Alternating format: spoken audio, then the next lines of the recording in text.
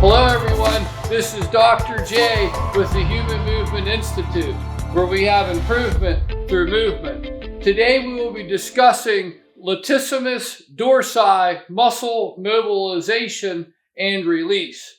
The Latissimus Dorsi covers more surface area than any other muscle in the body. This thing is absolutely amazing. It starts in your armpit, wraps around, connects on the tip of your shoulder blade, goes from the sixth vertebrae in the mid-back, T6, clear down to the thoracolumbar fascia. It even intertwines and wraps in to the lower ribs from rib 7, 8, or 8, 9, all the way down to the 12th rib.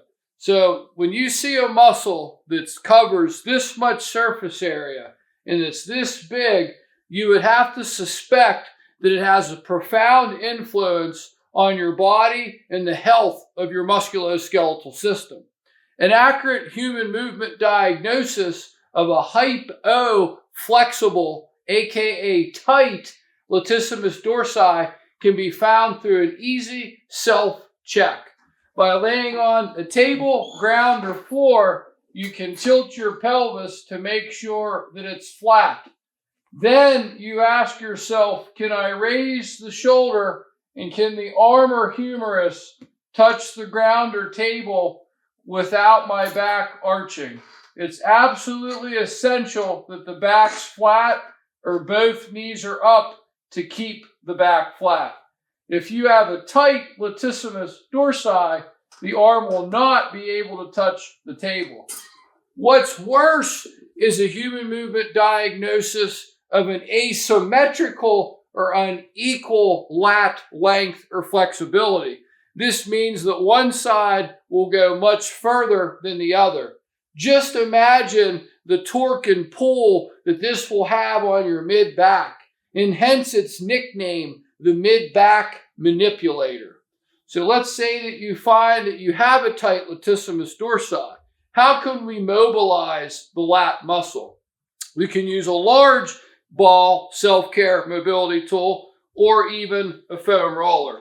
I like to use the large ball because I am able to isolate different parts of the Latissimus dorsi.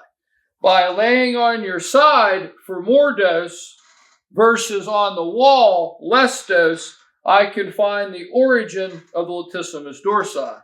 To know that you're on it, imagine doing a pull-up or where you're pulling your arm to your side, you will feel this muscle contract in your armpit.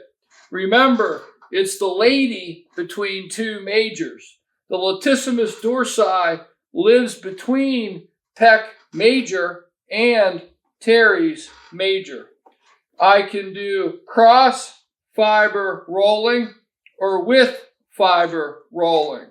I can go deeper with the tack twist and then shear muscle with fiber and or cross fiber.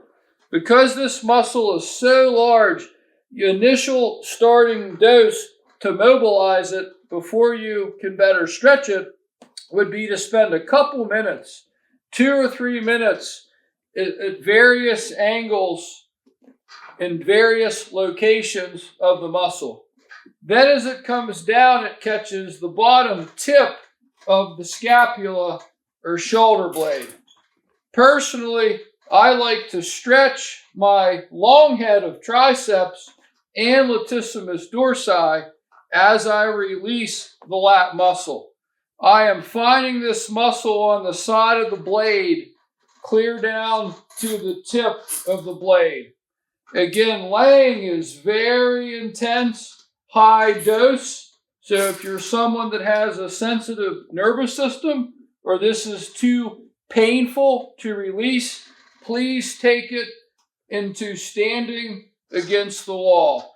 I can contract it and relax it as I stretch it and release it.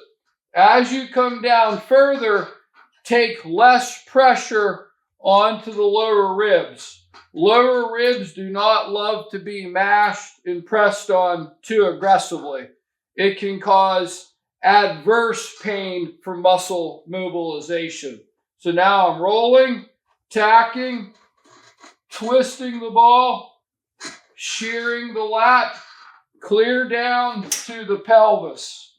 This muscle even inserts onto the pelvis. Could you imagine? Clear over into the thoracolumbar fascia.